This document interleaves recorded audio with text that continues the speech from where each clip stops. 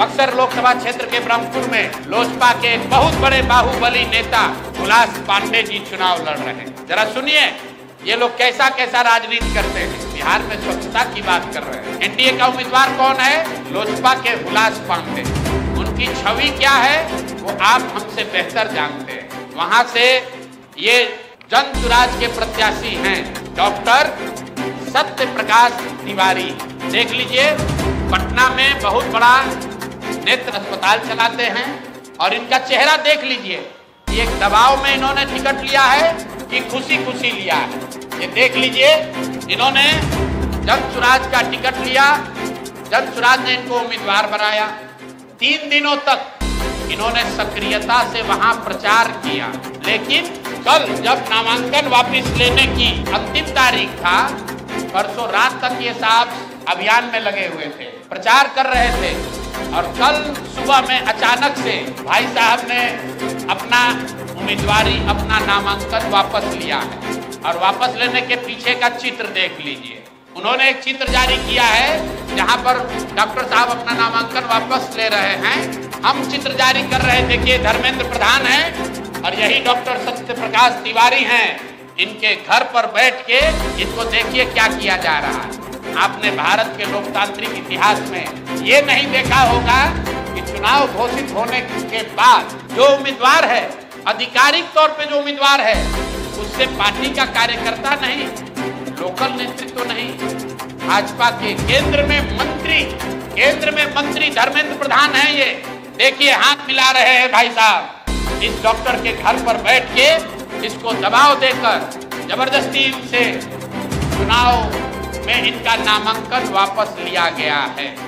मेरे भाई, लोजपा के एक बाहुबली नेता को बचाने के लिए, वहां के एक जनसुराज के सभ्य डॉक्टर के उम्मीदवारी को खत्म कराने के लिए आप इतनी ताकत लगा रहे हैं, तो पूरा बिहार को ये देखने, जानने, समझने की जरूरत है कि जनसुराज के लोग भाग रहे हैं कि यहाँ खुलेआम गुंडागर्दी की जा रही है, लोकतंत्र की हत्या की जा रही है।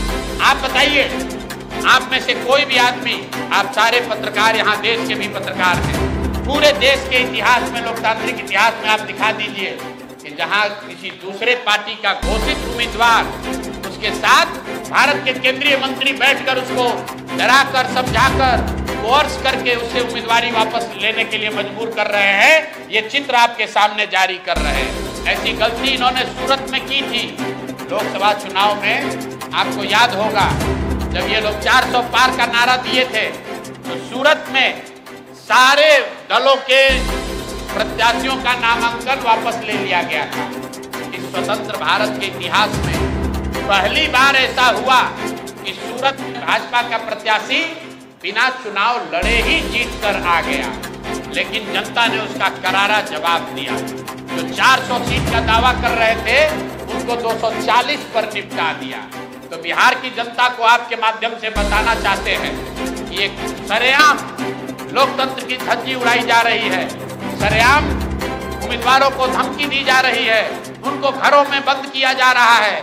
और बंद करने वाले लोग कोई स्थानीय नेता नहीं है, गुंडा बदमाश मवाली नहीं है। यहाँ के भारत के दूसरे मंत्री धर्मेंद्र प्रधान बैठकर देखिए चाय नाश्ता कर रहे हैं।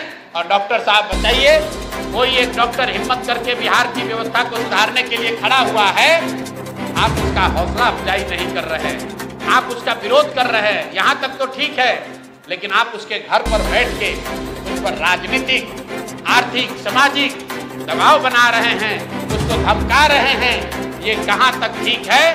ये बिहार की जनता को देखने और समझने की जरूरत है। स्कूल का बस्ता छाप पर बटन दबाएं, जन सुराज को विजयी बनाएं।